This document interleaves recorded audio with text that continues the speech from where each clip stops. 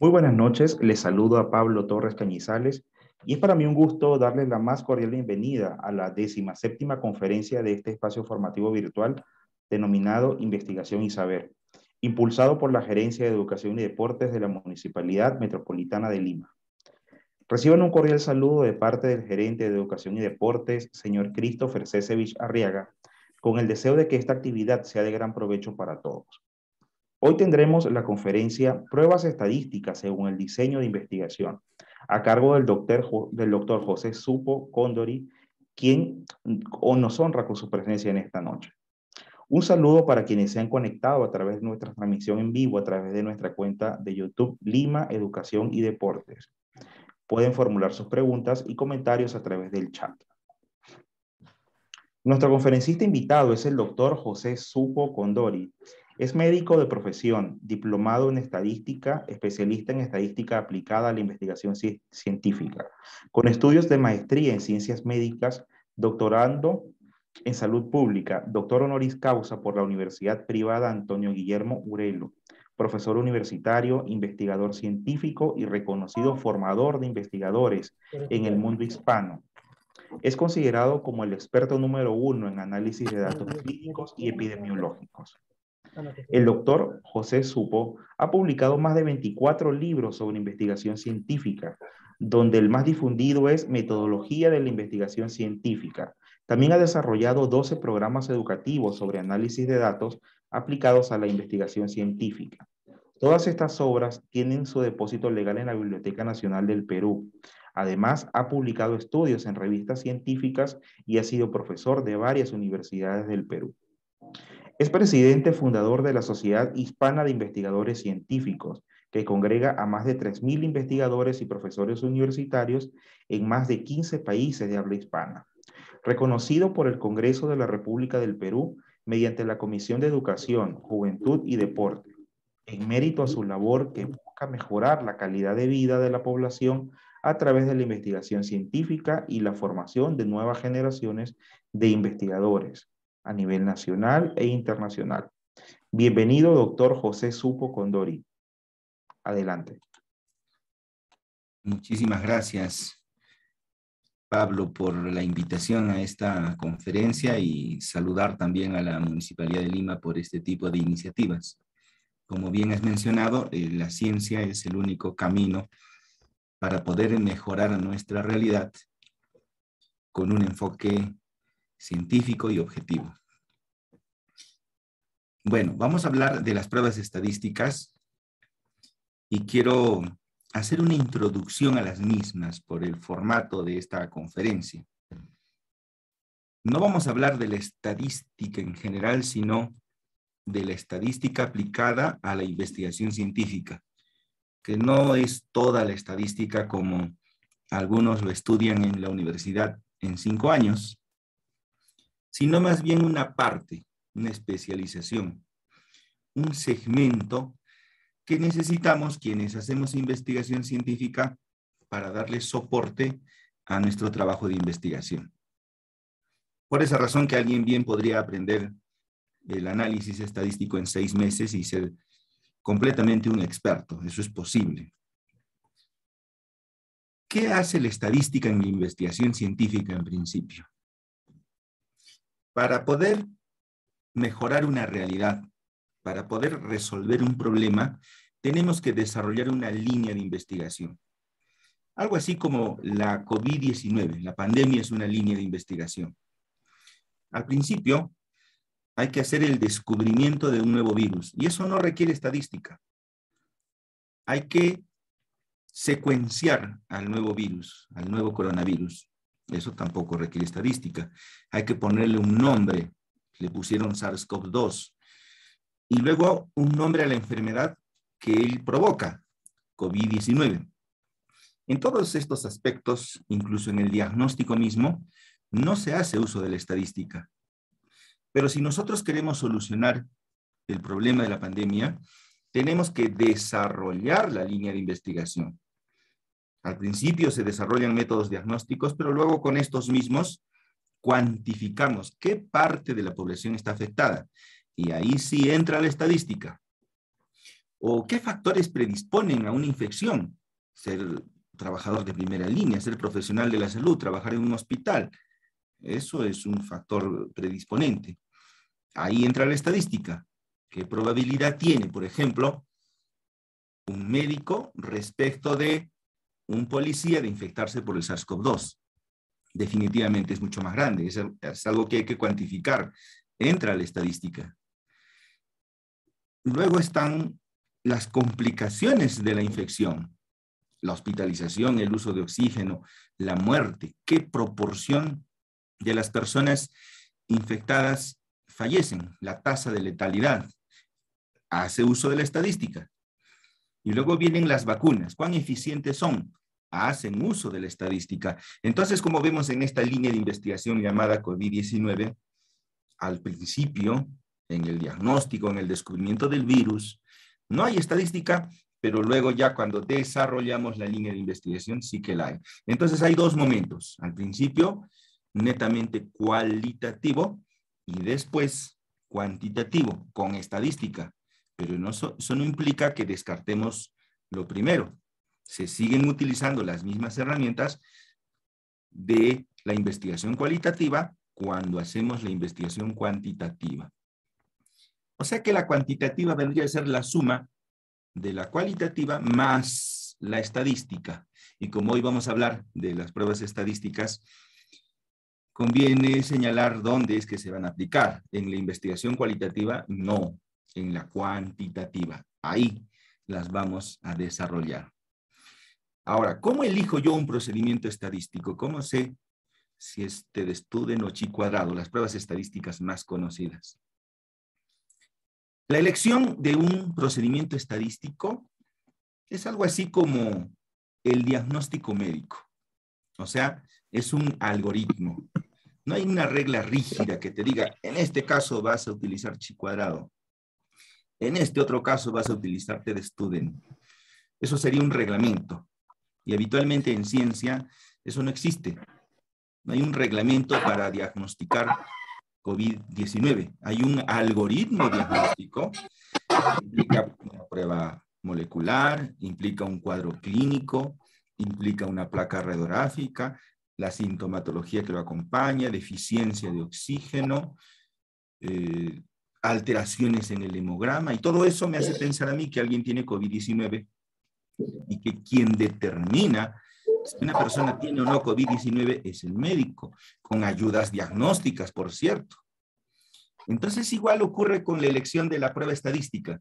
No hay un esquema rígido, hay principios, hay razonamientos, hay algoritmos que son los que vamos a comentar ahora. ¿Cuál es el principal criterio para elegir una prueba estadística? Y vamos a ampliarlo más, porque cuando hablamos de pruebas estadísticas, ciertamente hablamos de T-de-Student, de chi-cuadrado, del análisis de la varianza, de la regresión logística, pero hay que hacer una taxonomía de todos estos procedimientos estadísticos. Esta taxonomía implica que hay estadísticos que son tan simples como, por ejemplo, una media, un promedio, una desviación estándar. Eso es algo bastante básico. Son descriptivos. Una frecuencia absoluta, o sea, un conteo. Una frecuencia relativa, o sea, un porcentaje. Esos son descriptivos, pero ya son procedimientos estadísticos. No son pruebas estadísticas, pero son procedimientos estadísticos que utilizamos en la investigación cuantitativa. Entonces ya tenemos en buena cuenta dos grupos, ¿no? Los descriptivos, media, desviación estándar, frecuencia absoluta, frecuencia relativa, y podemos agregar más el coeficiente de variación, la varianza, el error típico de la media y hacer una lista larga. En el segundo grupo sí que están las pruebas estadísticas. T-de-Student, chi-cuadrado, el análisis de la varianza, Friedman, Magnemar. Esas son pruebas estadísticas porque pretenden probar algo. ¿Y qué quieren probar? Una hipótesis. Ya está, de allí viene su nombre. Entonces hay un segundo grupo, pero luego hay un tercero.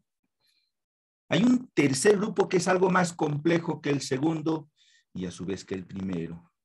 el tercer nivel le vamos a llamar. Ahí encuentras, por ejemplo, a la regresión lineal múltiple, a la regresión logística, que no son pruebas estadísticas, son técnicas estadísticas. Porque si tú desarrollas una regresión logística y yo desarrollo otra del mismo estudio, con el mismo objetivo, de repente tú tienes una ecuación distinta a la mía y no es que estés mal ni yo. Ambos podemos tener la razón. Hemos ensayado distintos caminos. Si tú haces una predicción mediante un árbol de regresión en minería de datos y yo hago lo mismo para el mismo objetivo, para el mismo estudio, no vamos a llegar al mismo resultado. Y puede que los dos tengamos éxito y esto se puede medir cuál es mejor. Entonces, cuando de técnicas estadísticas se trata, no necesariamente pues es una prueba, es un conjunto de procedimientos para concluir con un modelo predictivo, por ejemplo. Así, los procedimientos estadísticos los podemos tener en tres grupos, de acuerdo a la complejidad. Los descriptivos, media, desviación estándar, frecuencia absoluta, relativa. Las verdaderas pruebas estadísticas, TDSTUDENT, chi cuadrado, el análisis de la varianza, MAGNEMAR, y las técnicas estadísticas, la regresión lineal, la regresión múltiple, las series de tiempo, los árboles de regresión. Y muchas veces a todos estos los metemos en un saco y pensamos que todos son pruebas estadísticas. Bueno, metámoslo en el saco de la investigación cuantitativa que hace uso de la estadística. Y cuando alguien dice, ¿qué prueba estadística quiero utilizar? Habitualmente me está preguntando, ¿qué procedimiento estadístico le toca a mi trabajo? Así lo entiendo yo, porque muchas veces ni siquiera va a requerir una prueba estadística, de repente solo requiere de descriptivos o algo más complejo, una regresión lineal, una técnica estadística. Por lo tanto, si ampliamos un poco más el concepto del día de hoy sería, ¿cuál es el procedimiento estadístico que toca utilizar en mi estudio, en mi tesis, en mi trabajo de investigación? Esa es la pregunta. Entonces vamos con los criterios. Vamos a poner un ejemplo por cada uno de ellos y son 6. Son conocidos. De hecho, muchos los conocen, pero tal vez no los tienen organizados. Algo así como el diagnóstico de la COVID-19. Todo el mundo sabe que da fiebre, todo el mundo sabe que afecta a los pulmones. Lo más probable es que te salga una prueba positiva, una prueba molecular, no siempre. Lo más probable es que se altere tu hemograma y todo eso la gente lo conoce, pero solo el médico hace un razonamiento heurístico con todos estos principios y al final te dice si tienes o no la enfermedad. Entonces vamos a hacer un razonamiento heurístico con 6 criterios y al final cada quien dirá qué procedimiento estadístico le toca a su trabajo de investigación. Primer criterio. Este primer criterio creo que ustedes lo pueden deducir. Hemos dicho que en el desarrollo de una línea de investigación, al principio no hay procedimientos estadísticos y luego sí. Eso quiere decir que dentro de los estudios donde sí hay procedimientos estadísticos, también hay estructuras. Ejemplo, el nivel descriptivo. Tú dices, tengo 20 pacientes que han sido infectados por el Omicron y en el Perú son los 20 primeros. Vamos a ver qué características tienen. Y vas a encontrar seguramente fiebre, dolor de garganta, cefalea, malestar general. Pero son los 20 primeros casos. No te pienses que lo mismo le va a ocurrir a los que vengan después, porque 20 no es representativo de una población. Entonces, ¿qué estás haciendo ahí? Solo estás describiendo, solo estás caracterizando y las conclusiones que encuentres para este grupo son solamente para él, no para hacer inferencias estadísticas. Entonces, ese es el primer criterio que estás buscando. Tu nivel investigativo. Si tu nivel investigativo es descriptivo, entonces todos tus procedimientos estadísticos son univariados de una sola variable, como la media y la desviación estándar, que son descriptivos, del estudio descriptivo. Como la frecuencia absoluta y la frecuencia relativa, descriptivos para un estudio descriptivo que utiliza variables categóricas. Ese es el nivel descriptivo en investigación científica. Luego viene otro, es el relacional. Para poder relacionar, porque de ahí viene su nombre, tienes que tener dos mínimo, ¿no? ¿Cómo podrías relacionar a alguien consigo mismo? Mínimo dos. Entonces, en este nivel relacional aparecen dos variables. Por eso, su análisis estadístico se llama bivariado. ¿Qué procedimientos estadísticos bivariados tenemos? Bueno, todos aquellos donde aparezcan dos variables. El chi cuadrado es uno de ellos. Dos variables categóricas. La t de Student es otro, una variable categórica y una variable numérica. Y si tienes dos numéricas, la correlación de Spearman es un procedimiento estadístico bivariado propio de este nivel estadístico que se llama relacional. Después de este nivel, ¿no? Venimos construyendo desde abajo la investigación cualitativa, el nivel descriptivo, el nivel relacional. El que sigue es el nivel explicativo. Y ahí es posible que ya no haya una o dos variables, sino tres o más. O sea, multivariado. ¿Qué procedimientos estadísticos multivariados existen? Tienen que haber tres variables participantes. Por ejemplo, el análisis de la varianza con un factor. Cuando hacemos experimentos, tienes tu variable independiente, tienes tu variable dependiente y encima tienes un factor. O sea, van tres. O podría ser que tengas dos independientes y una dependiente. Ahí hay tres. Pero para que esto sea multivariado, hay que factorizar las dos variables independientes. Entonces, como vemos, hay procedimientos estadísticos de una variable, de dos variables y de múltiples variables y que casualmente corresponden con los niveles de la investigación descriptivo, relacional y explicativo. Dentro de los explicativos están los experimentos, recordemos. Ese es el primer criterio, el nivel investigativo. Esto es para tomar nota. Cuando alguien me pregunta y me dice, profesor, ¿qué prueba estadística debo utilizar en mi estudio? ¿Cuál es el nivel investigativo de tu trabajo? ¿Acaso soy adivino? Depende. Si es descriptivo, pues será univariado. Si es relacional, será un procedimiento bivariado. Si es un experimento, puede ser multivariado. Entonces yo no puedo mágicamente decir qué procedimiento estadístico te toca realizar si tú no me dices en qué nivel investigativo está tu estudio. El nivel cualitativo, la base, se conoce también como nivel exploratorio. Ahí no hay análisis estadístico porque no hay variables analíticas, o sea, variables que se deban analizar estadísticamente. El nivel descriptivo, una variable. El nivel relacional, dos variables. El nivel explicativo, ya aparece el multivariado. Por eso ese es el primer criterio. Hay un segundo criterio. Recordemos que son 6. El segundo criterio es el objetivo del estudio. ¿Ya? No es lo mismo asociar que comparar. Son dos cosas distintas. Recuerden que hay dos tipos de chi cuadrado, ¿se acuerdan? El chi cuadrado de homogeneidad y el chi cuadrado de independencia. Ustedes dirán, sí, pero la fórmula es la misma. Sí, es verdad, pero son dos intenciones totalmente distintas. Porque cuando hablamos de chi cuadrado, hablamos de análisis bivariado de dos variables, y el chi cuadrado de homogeneidad es una variable fija y una variable aleatoria. Y el chi cuadrado de independencia son dos variables aleatorias. ¿Cómo así? Ejemplo.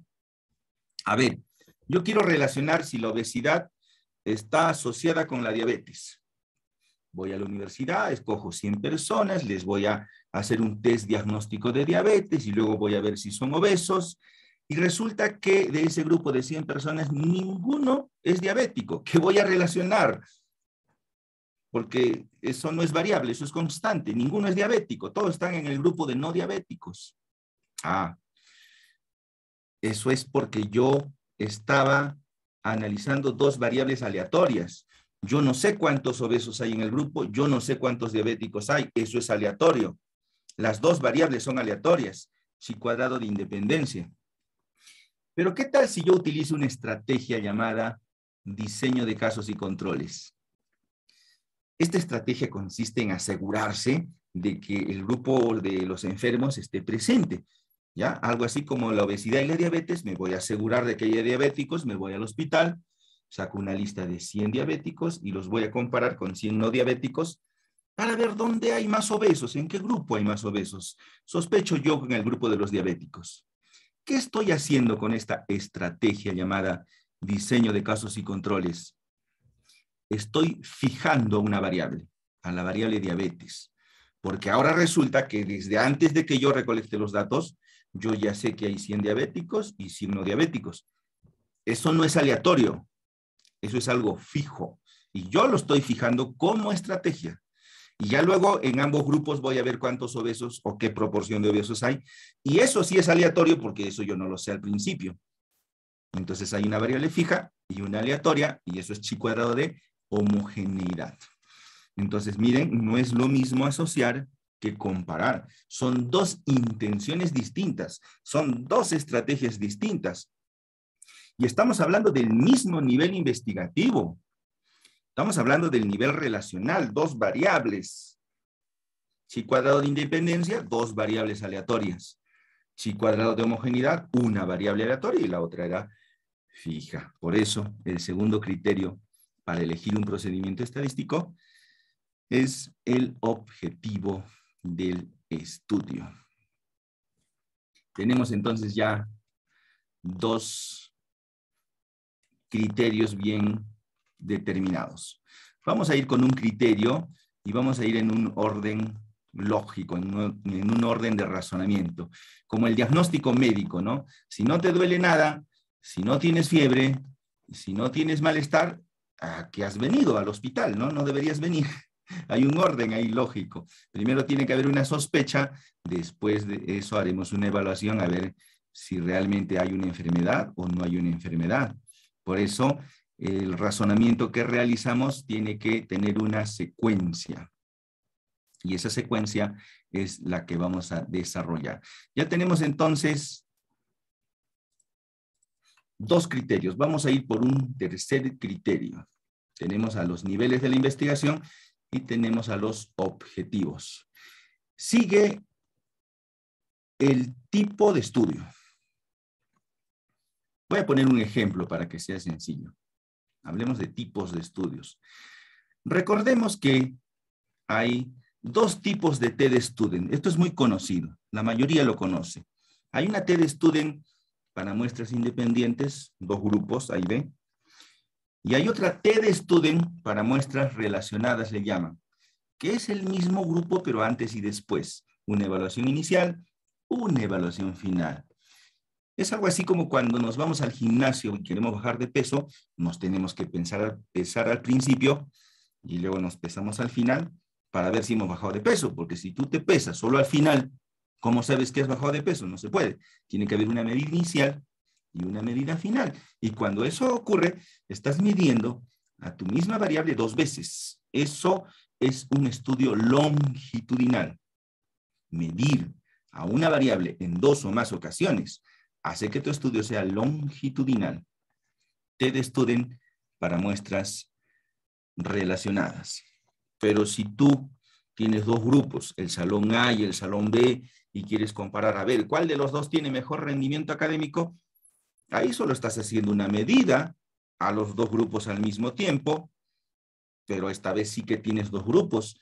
Y la TED Student es una TED Student para muestras independientes porque se trata de un estudio transversal. Entonces, no son lo mismo los procedimientos estadísticos para los estudios transversales que para los longitudinales. Ya tenemos tres criterios, recordemos. El nivel investigativo, el objetivo estadístico, el tipo de estudio, y ahora vamos con uno más, el diseño del estudio. Para explicar al diseño del estudio, acordémonos de los diseños más conocidos de todos. El más conocido diría yo que es el diseño de casos y controles. ¿Quién no conoce el diseño de casos y controles? Y luego está su primo hermano, el diseño de cohortes. Ambos diseños están orientados a los estudios de factores de riesgo. Son diseños comparativos, son bivariados. Y cuando tú quieres hacer un estudio de factores de riesgo y dices, por ejemplo, si la obesidad es un factor de riesgo para la diabetes, entonces en el grupo de obesos va a haber más diabéticos. O si los que fuman tienen mayor riesgo de hacer cáncer de pulmón, pues entre los fumadores encontraremos más personas con cáncer de pulmón. Pero ¿más cuánto? ¿El doble? ¿El triple? ¿5 veces más? ¿7 veces más? Eso es algo que hay que medir y a eso se le llama riesgo, en términos generales riesgo. Y el concepto ideal es el riesgo relativo, que se calcula en el diseño conocido como diseño de cohortes. Pero el diseño de cohortes es un estudio prospectivo. Es un estudio longitudinal. Y eso lo hace complicado, porque si tú quieres hacer un seguimiento a los fumadores, entonces tú dices, acá tengo 100 fumadores, grupo expuesto. Aquí tengo 100 no fumadores, grupo no expuesto. A ver, vamos a ver cuándo es que le da cáncer de pulmón. Entonces necesitarías asegurarte al principio, en ambos grupos, que ningún grupo tiene cáncer de pulmón. Y luego cada año evaluarlos, a ver cuándo les da cáncer de pulmón. Tú sospechas que en el de fumadores va a haber mayor incidencia. Estudio longitudinal, hay que medir varias veces. Y es prospectivo, o sea que hay que hacerlo hacia adelante. Como eso es complicado y te puede tomar muchísimos años hacerlo, existe el premio Consuelo llamado diseño de casos y controles. Es un acercamiento, una aproximación, es un parecido. Y parecido digo porque sigue siendo un estudio comparativo, pero ya no es longitudinal, es transversal. Más fácil, una sola medida.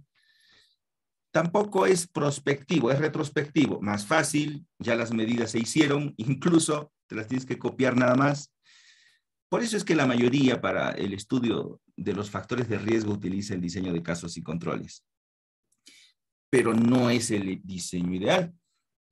De modo que en el diseño de cohortes tú calculas, por ejemplo, como medida de riesgo, el riesgo relativo. Es el número de veces que se incrementa la probabilidad de sufrir un evento adverso a la salud.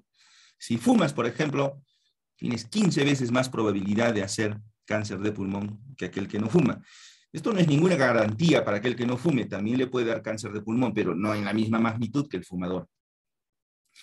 En el diseño de cohortes no se puede calcular el riesgo relativo, porque el riesgo relativo es una razón de incidencias.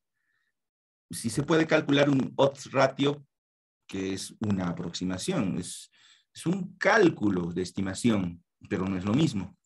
Entonces llegamos a la conclusión de que el diseño también te puede orientar al procedimiento estadístico que vas a realizar. En el diseño de cohortes utilizas el riesgo relativo y en el diseño de casos y controles el odds ratio. Pero es el mismo diseño comparativo.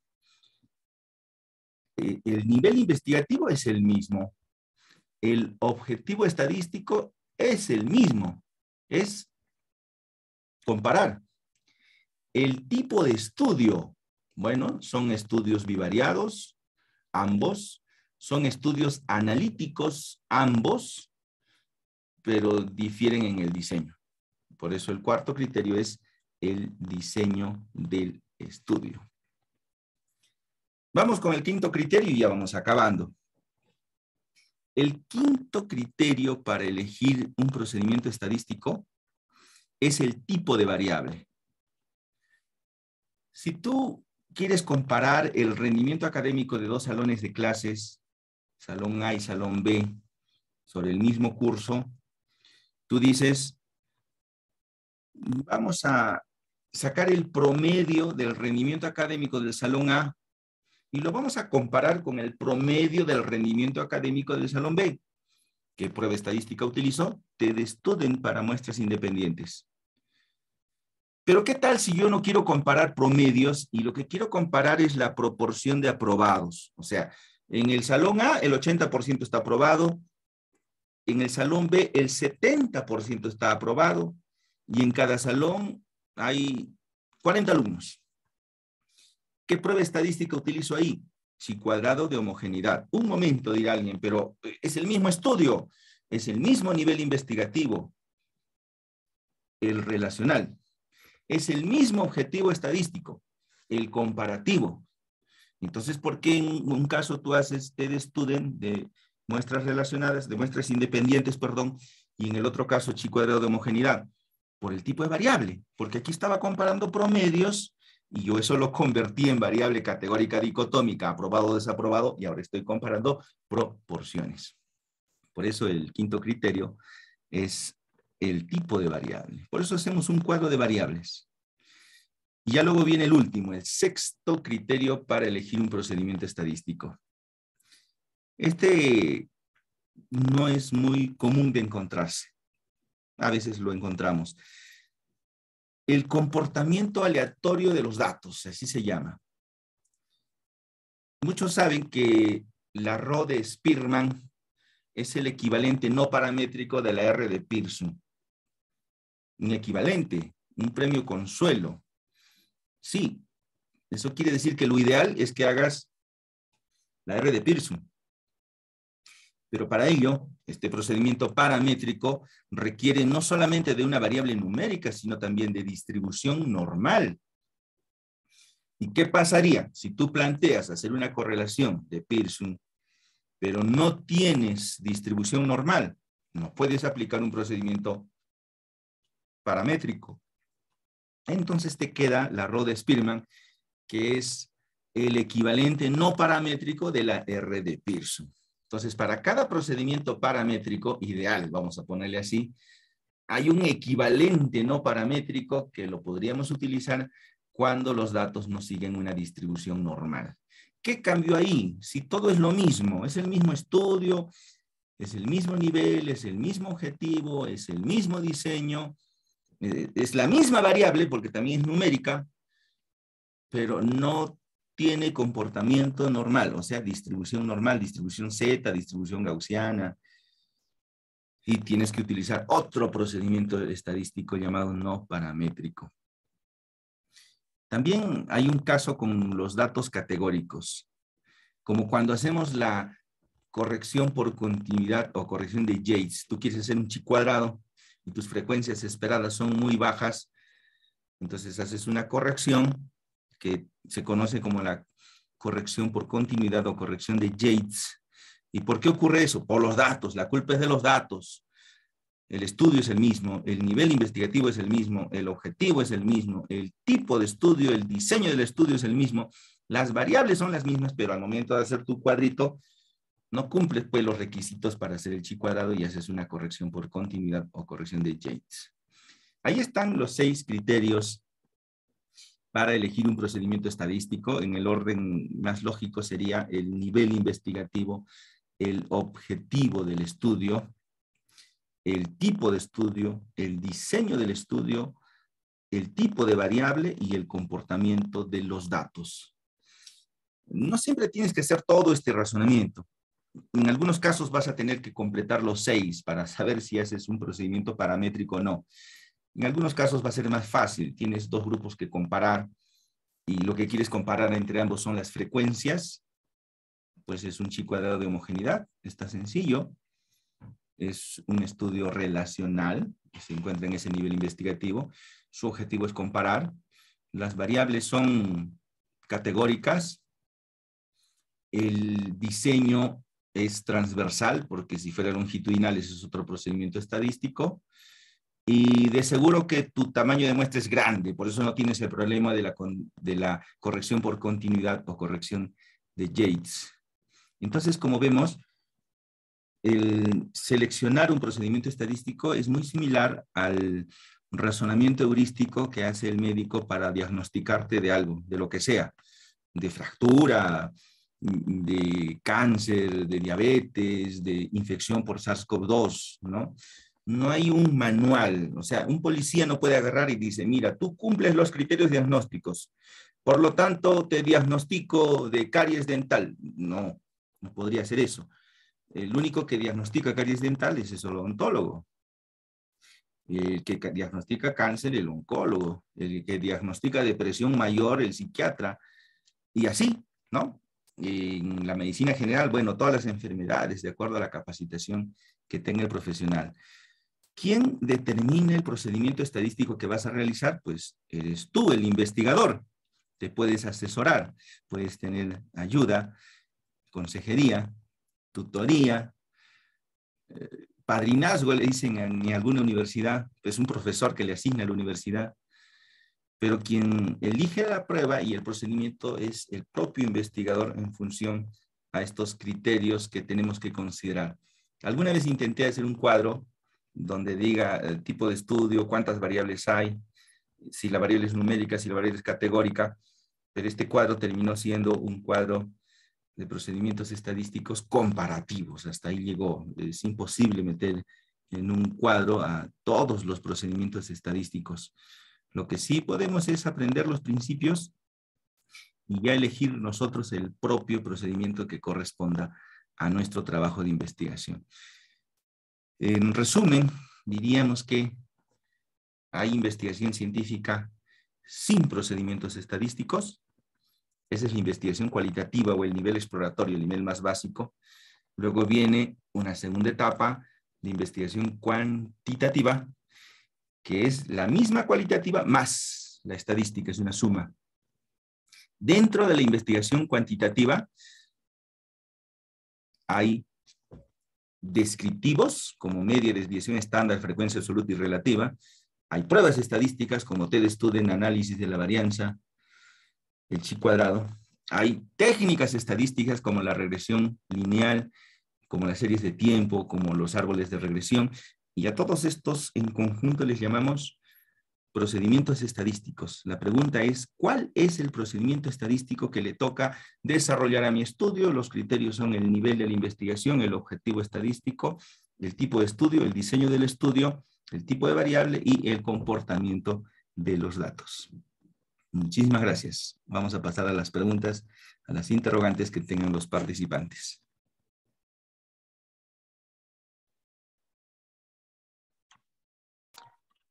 Muchas gracias, estimado doctor José Condori, José Supo Condori, por su brillante disertación en la cual nos hace este interesante y valioso recorrido por las distintas pruebas estadísticas dependiendo del diseño de investigación.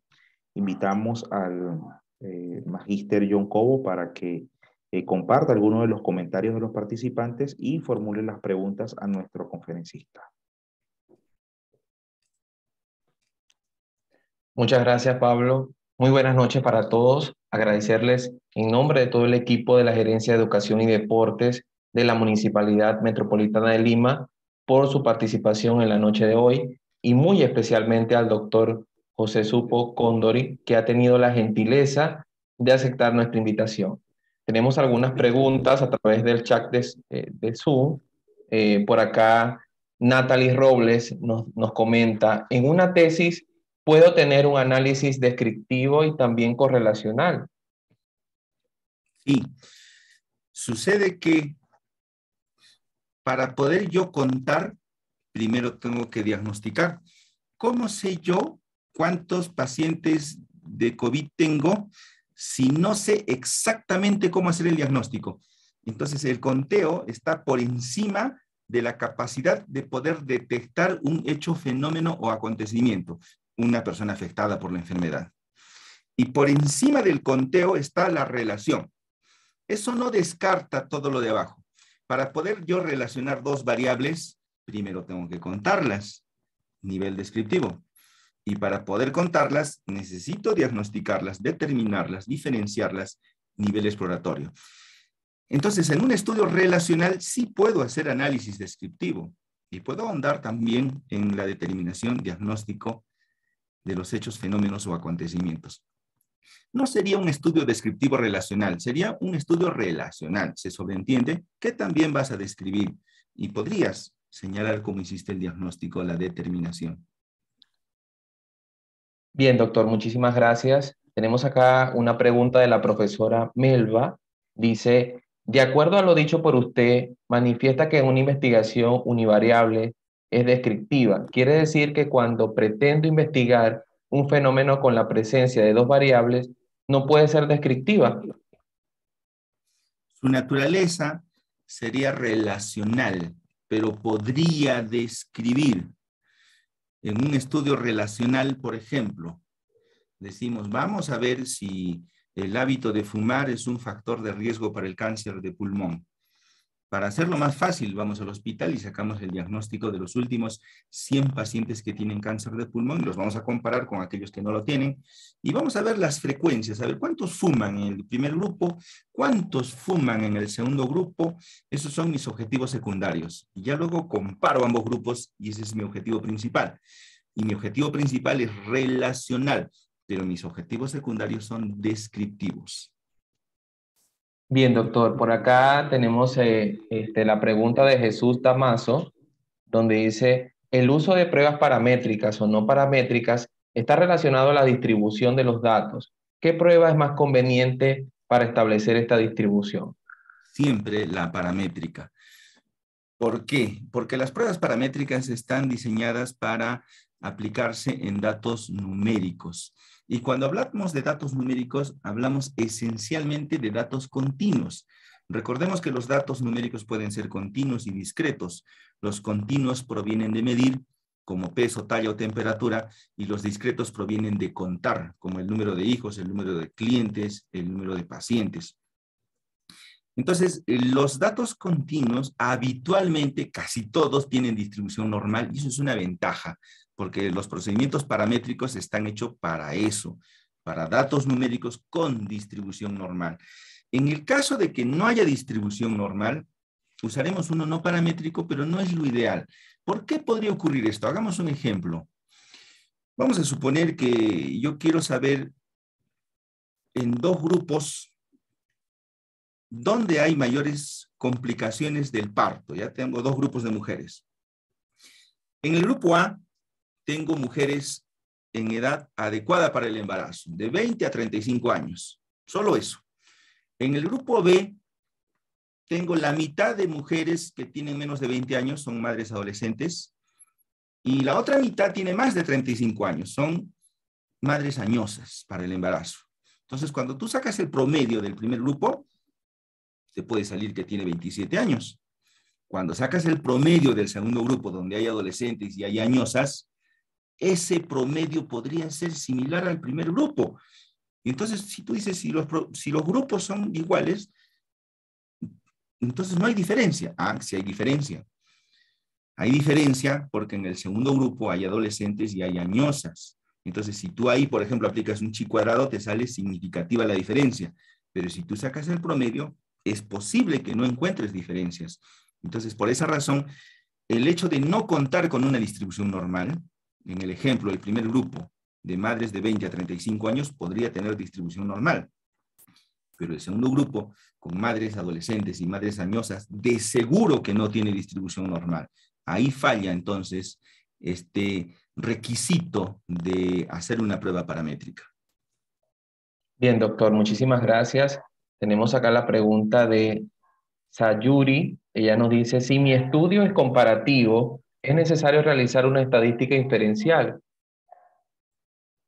Sí, siempre que consideres dos cosas. Primero, los estudios comparativos implican la participación de mínimo dos variables, mínimo, porque vas a comparar. Primera variable, criterio de conformación de grupo, fumadores y no fumadores. Segunda variable, la variable que vas a medir, a ver a quiénes le da cáncer. Esa es la segunda variable. Eso es un comparativo. Cuando uno hace un estudio relacional, necesariamente es inferencial. Necesariamente. Por lo tanto, vas a tener que desarrollar pues, un procedimiento estadístico como prueba de hipótesis. Pero, ¿qué pasaría? Y esto es algo raro, pero podría ocurrir. ¿Qué pasaría si tú quieres comparar dos grupos poblacionales? Voy a poner un ejemplo. Suponiendo que dos de nosotros estudiamos medicina al mismo tiempo y hemos dado 1000 exámenes en nuestros 6 años de pregrado y sacamos el promedio de nuestros 1000 exámenes o 1000 evaluaciones. Basta que uno de los dos tenga 0.01 de diferencia, ya ganó. No hay que hacer una T-de-Student. ¿Por qué? Porque no pretendemos inferir, porque no estamos tomando una muestra, porque estamos estudiando el todo. la población, son datos poblacionales. Ahí no es necesaria una prueba estadística. Ok, doctor. Tenemos la pregunta de Kevin Vargas. Nos comenta, doctor, buenas noches. En caso de un estudio con una sola variable, ¿qué tipo de prueba estadística se sugiere para la prueba de hipótesis?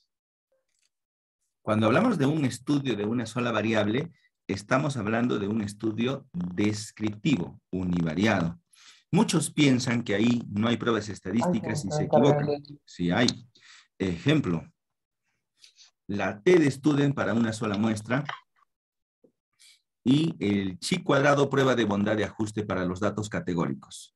Vamos a suponer que yo sospecho que los niños de madres adolescentes al nacer tienen menos peso que los niños de madres en edad adecuada para el embarazo. Entonces yo tengo un dato que es un parámetro de la población y me dice, los niños de madres en edad adecuada nacen con un promedio de 3.300 gramos. Eso es un dato, un parámetro de la población.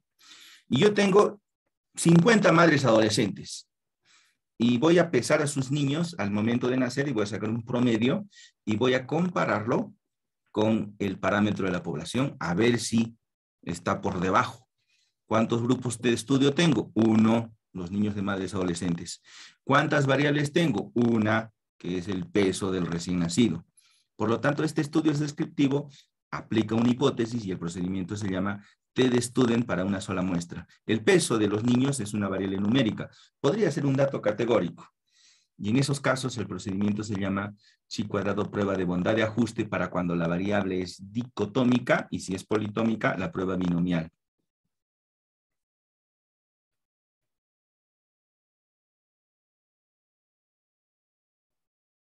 Bien, doctor, por acá tenemos algunos comentarios de felicitaciones. Por acá Jesús Damaso nos dice muy didáctico, profesor José Supo. Muchas gracias también a la Gerencia de Educación y Deportes de la Municipalidad de Lima. Continúen con estas actividades. Vamos a ver por acá. Tenemos otra pregunta. Dice Mirza Martínez. Dice, doctor, una pregunta. Quisiera saber respecto a una maestría. Quisiera hacer una descriptiva relacional, pero por ejemplo, la resiliencia y los métodos de enseñanza, la influencia del aprendizaje, dice acá, en los docentes de nivel primaria. Repito el comentario. Doctor, una pregunta. Quisiera saber respecto a una maestría, quisiera hacer una descriptiva relacional, pero por ejemplo, la resiliencia y los métodos de enseñanza en la influencia de su aprendizaje de los docentes de nivel primaria. Este estudio, más que relacional, es explicativo, porque evaluar la influencia de una variable sobre la otra implica temporalidad. Implica relación temporal, como decía Bradford Hill, o temporalidad, como decía Simonin. O sea que el aprendizaje sería dependiente del método de enseñanza y también de la resiliencia propia de los estudiantes. Entonces, más que relacional, es un estudio explicativo porque existe el criterio de la temporalidad, un criterio de causalidad más que el propio análisis estadístico. Y tenemos dos variables independientes, que son la resiliencia y los métodos de enseñanza.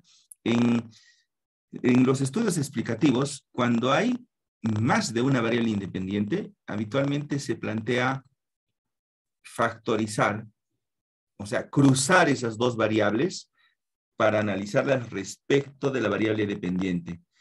Factorial completo se llama en estadística. Porque de lo contrario serían dos estudios. Yo estudiaría la resiliencia y su influencia en el aprendizaje. Y la otra sería los métodos de enseñanza y su influencia en el aprendizaje. Ahí hay dos estudios. Pero si los vamos a juntar, se entiende que vamos a factorizar la resiliencia y los métodos de enseñanza como variables independientes. Bien, doctor, muchísimas gracias. Por acá tenemos la pregunta de José Quispe. Para una investigación aplicada en ingeniería, utilizando como variable independiente una metodología LEAN y variable dependiente niveles de inventario. ¿Qué pruebas puedo realizar para validar las hipótesis?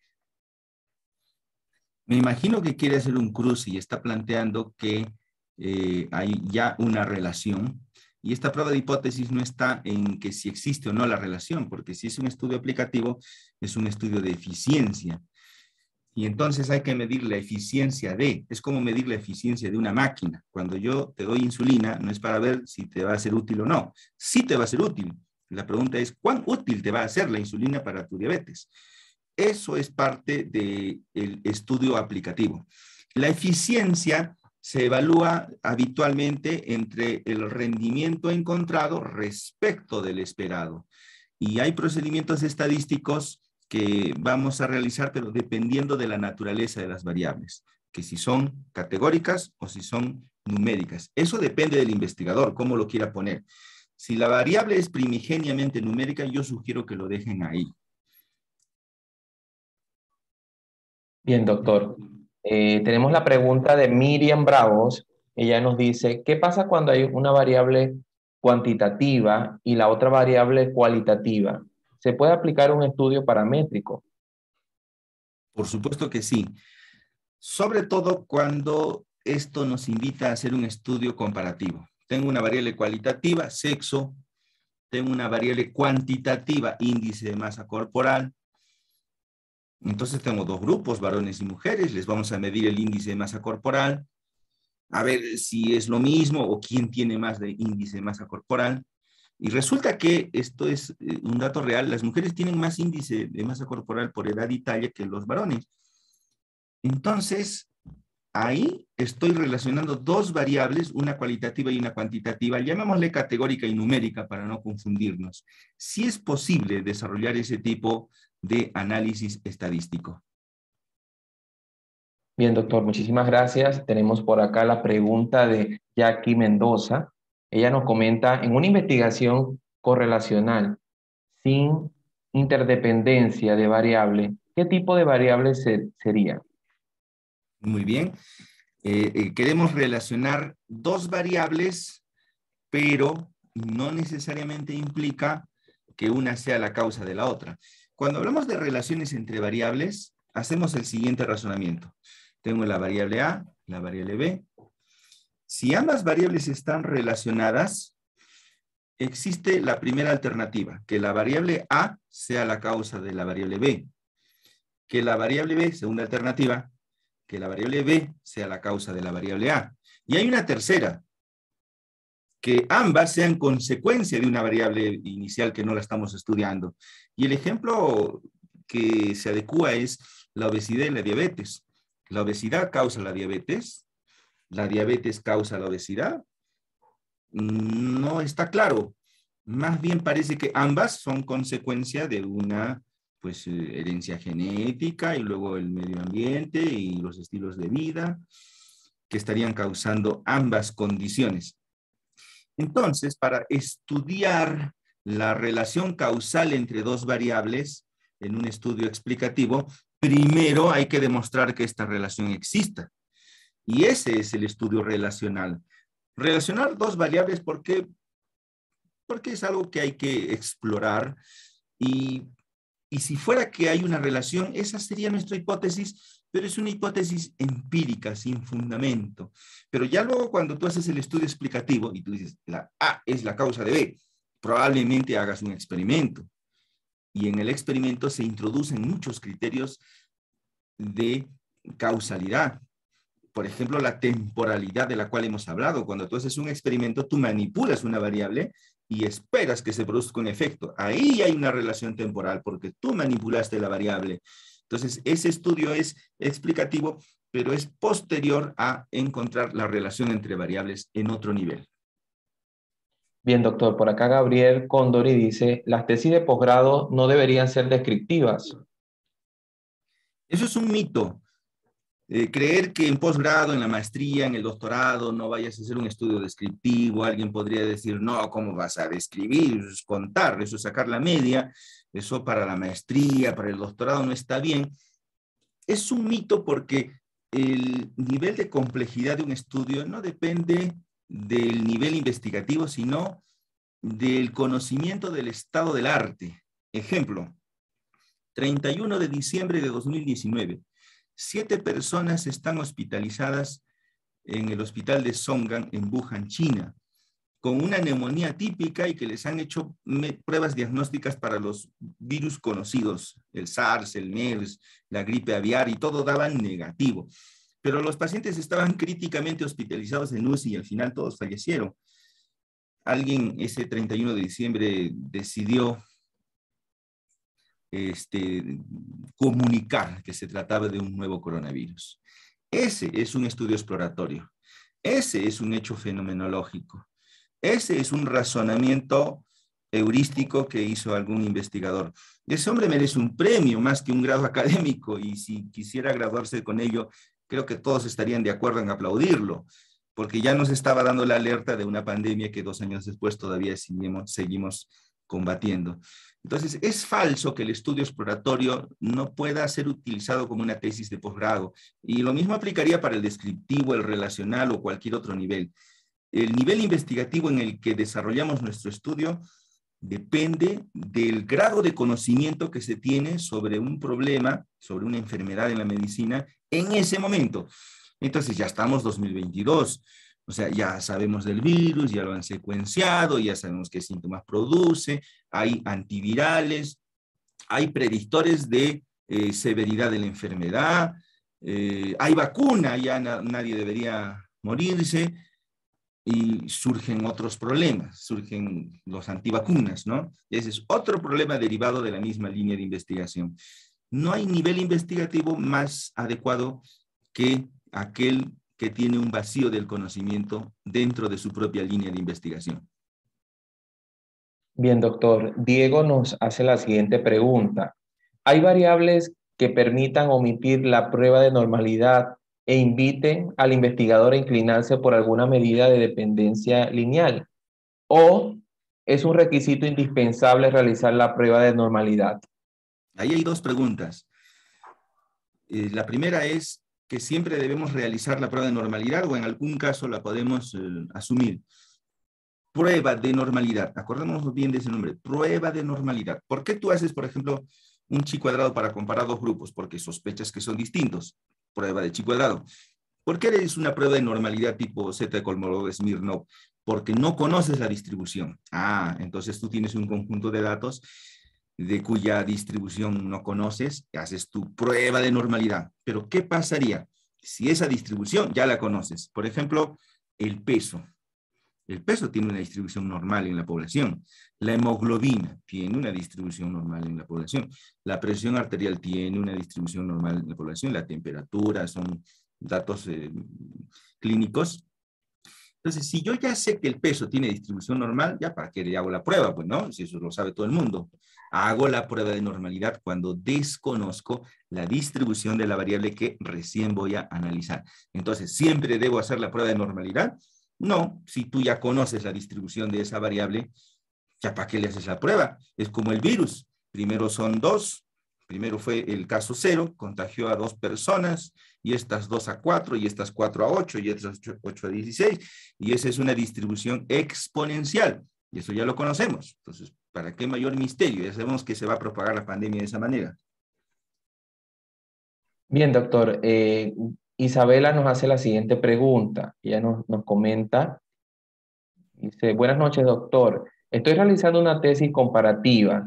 Sin embargo, para la división de las muestras independientes, mujeres con violencia y mujeres sin violencia, para el cual estructuré una ficha, de cotejo. Sin embargo, en la prueba piloto no tuve tan buenos resultados. ¿Qué procedimiento debo realizar para mejorar la lista de cotejo y pueda utilizarla para mi prueba final? La prueba piloto la realizamos varias veces al momento de construir un instrumento. La primera vez que lo utilizamos es para ver la fiabilidad de un instrumento. Entonces sospecho que se encuentra ahí. Si no ha tenido buenos resultados es porque hay preguntas, ítems o reactivos en el instrumento que no están expresando variabilidad. Ejemplo, hay una pregunta, es una pregunta cualquiera, ¿ya? ¿Estás de acuerdo tú con el aborto? Todo el mundo va a decir no. Entonces, esa pregunta no tiene variabilidad porque todo el mundo va a decir que no está de acuerdo con el aborto. Pero si tú dices, ¿estás de acuerdo tú con el aborto terapéutico? O sea, antes que se muera la madre y el niño, ¿por qué no salvamos a la madre? Entonces ahí ya podría haber opiniones divergentes, ¿no? Completamente de acuerdo, indiferente, en desacuerdo y completamente en desacuerdo. Entonces, si en la prueba piloto no hemos alcanzado la variabilidad que queremos a través de un coeficiente como es el alfa de Cronbach, lo que hay que hacer es volver a redactar esas preguntas, hay que analizarlas, por qué no tienen variabilidad, volver a redactarlas y volver a aplicar otro piloto. Bien, doctor, muchísimas gracias. Gabriel nos pregunta por acá, la gran mayoría realizan tesis cuantitativas y muy pocas tesis cualitativas. ¿Acaso se le da poca importancia a las tesis o investigaciones cualitativas? Se les da poca importancia, diría yo, porque muy pocos conocen la investigación cualitativa, muy pocos enseñan en las universidades la investigación cualitativa, y al desconocerla y tratar de esconderla, poco provecho le vamos a sacar. Tal vez hay una razón más formativa. La investigación científica en general es sistemática, o sea, podemos crear reglas, secuencias, flujogramas, así vas a hacer tu tesis. Es fácil enseñar investigación cuantitativa. La cualitativa es menos sistematizable y por tanto para tu estudio etnográfico es completamente distinto para tu estudio del discurso, y tu estudio de caso clínico es completamente distinto para tu estudio histórico. Y entonces tendrías que saberte todos los diseños para enseñar investigación cualitativa. Habitualmente no hacemos eso. A los de las ciencias sociales les enseñan a hacer su estudio etnográfico. A los médicos nos enseñan a hacer el estudio de caso. A los historiadores, pues sus estudios históricos, y a los de las ciencias sociales y a los lingüistas, el estudio del discurso. Y ahí están todos los diseños que si tú los juntas, pues va a tomar más tiempo, digamos, que alguien que quiere aprender investigación cuantitativa. ¿Por qué? Porque es más sistemática. La ciencia en general es sistemática, pero a medida que vamos avanzando en los niveles de la investigación, se hace más sistemática todavía. Por eso es que en el último de los niveles de la investigación aplicada, y en el vértice mismo, está la tecnología, ya prácticamente sistematizada al 100%. Bien, doctor, tenemos la pregunta de Alfredo Tuesta. Dice de la siguiente manera: felicidades, doctor Supo. Mi pregunta sería, ¿cómo validar instrumentos para la confiabilidad cuando a veces no se puede aplicar escalas tipo Likert en ciencias de la empresa? Si no es una escala tipo Likert, ¿qué otra escala será? Normalmente la gradualidad de una opinión, como la calidad del servicio, por ejemplo, tiene ese tipo de secuencia que todos conocemos como la escala de Likert.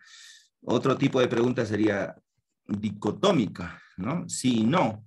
Otro tipo de pregunta sería abierta, pero habría que hacer un análisis de la información de otro tipo. Entonces, yo creo que la escala de Likert nos da algunas ventajas. Solo hay que saber utilizar esta estrategia.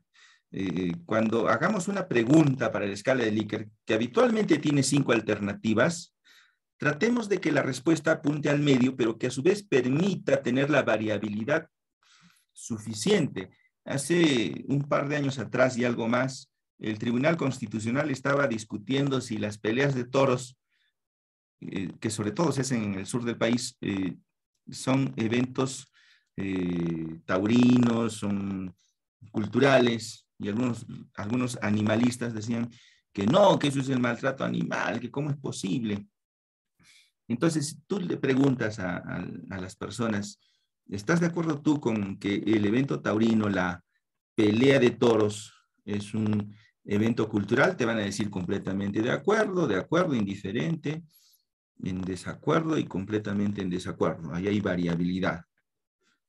Entonces, eso es lo que tenemos que pretender cuando hacemos preguntas. Bien, doctor, muchísimas gracias. Estas serían todas las preguntas para nuestro conferencista. Nuevamente, muchísimas gracias para todos los participantes. Muchas gracias a ustedes, saludar a la Municipalidad de Lima por este tipo de espacios, el agradecimiento por la invitación y ser parte del mismo a Pablo Torres Cañizales y por supuesto también a John Co. Beltrán. Muchísimas gracias, apreciado doctor José Supo Condori, por habernos dedicado este tiempo a compartir sus saberes con todos nosotros, con toda nuestra audiencia. Ojalá en algún momento acepte nuevamente una invitación a participar en este espacio. Por supuesto que sí, cuando quieran. Bien, de esta manera culminamos esta 17ª emisión de Investigación y Saber. Muchas gracias a todos por su participación. Queremos invitarlos a participar en la conferencia Investigación Cuantitativa, a realizarse este martes 25 de enero a las 7 de la noche a cargo del doctor Filiberto Martins Pestana, escritor, docente e investigador científico. Que tengan todos una muy feliz noche. Muchas gracias.